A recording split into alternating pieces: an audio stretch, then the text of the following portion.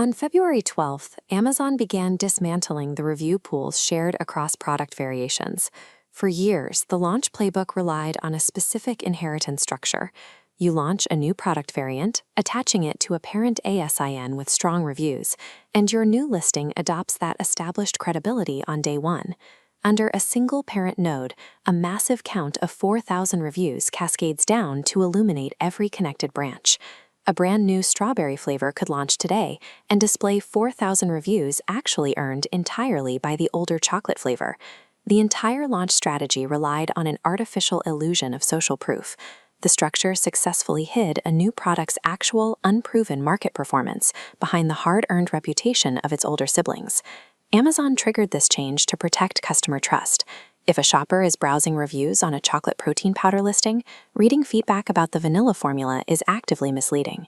If the product function is different, the reviews can no longer pool together. When the policy hits, the connections sever. The pooled numbers scatter back to the specific child ASINs the buyers originally reviewed. The chocolate node traps its legitimate 3,920 reviews, while strawberry collapses to 80, and vanilla drops to absolute 0. Amazon is enforcing this logic platform-wide, with a full rollout scheduled to hit every single category on the site before May 31st.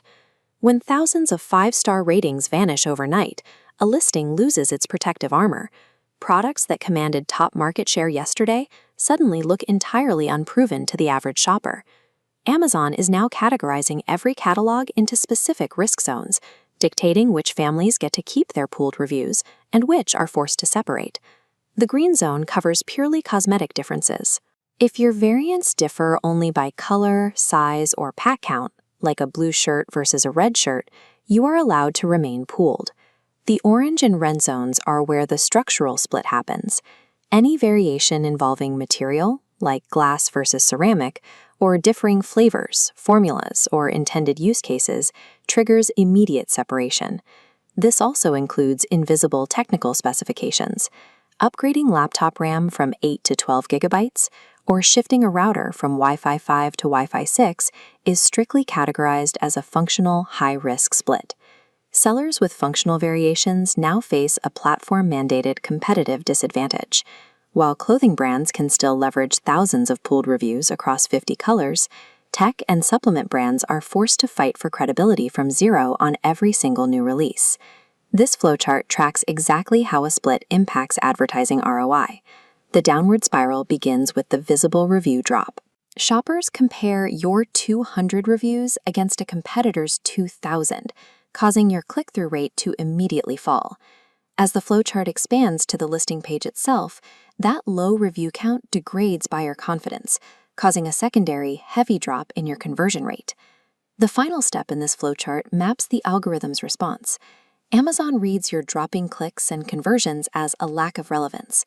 To keep your ads showing, you are forced to bid higher, which drives up your ad cost of sales. This brings us to the Vine trap. Sellers who used Amazon's Vine program to compliantly generate early reviews on a parent ASIN are now seeing those reviews permanently isolated strictly to the specific variant the reviewer physically received in the mail.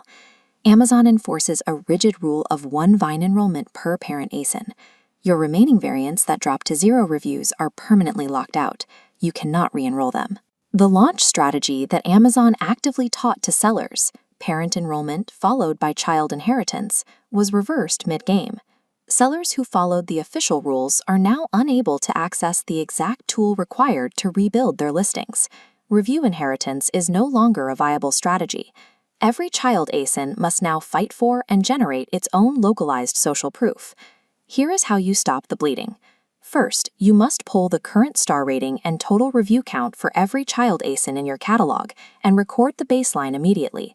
Do not wait for Amazon's official email notification to act. The algorithm often splits the reviews, dropping your numbers and increasing your ad costs, days before the administrative notice actually hits your inbox. Second, open your inventory backend and audit your variation themes. You need to hunt down accidental misclassifications that are triggering false splits in the algorithm. This interface diagram shows how to fix it. If a purely cosmetic product is incorrectly labeled under style, Shifting the drop-down to color allows you to open a support case, appeal the split, and trigger a complete restoration of your shared review pool. Third, immediately activate post-purchase review automation strictly targeted at the individual child ASIN level. Use subscribe and save conversions and any eligible follow-ups to earn every possible review exactly where it belongs.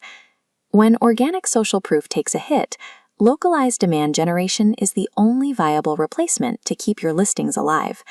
Subscribe to the channel to learn exactly how to build those targeted campaigns and take back your market share.